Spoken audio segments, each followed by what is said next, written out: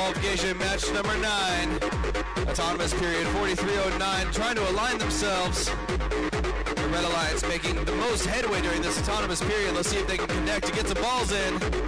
Dropping them just short, 43:09, doing a little jig.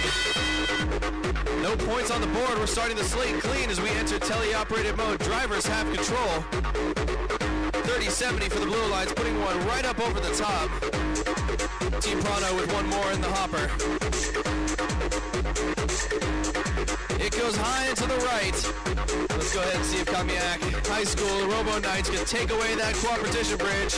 They've got their eye on those balls. Look at 29:05, delivering them straight into the arms of 372 for the Blue Alliance. Robo Knights with plenty of balls in play. 29:80 almost toppling over there as they line themselves up with the key. Oak Harbor High School has to be careful there as 29:05. Alliance partners on the Red Alliance begin to make themselves nice and tight with the loop. Let's see if they can get them in.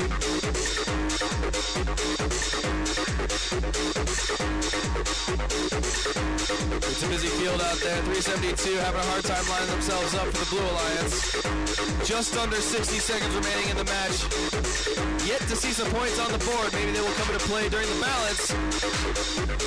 But that's not if the Red Alliance has anything to say about it. 29:05 with a ball in the chute. 40 seconds remaining. There's plenty of time to line themselves up. Sultans of Turkey raising high. Drop in the chute, and it's in for the Red Alliance. Red Alliance on the board. Blue Alliance has to get some balancing action going on. Meanwhile, 43:09 4H Robots trying to team up with 30-70.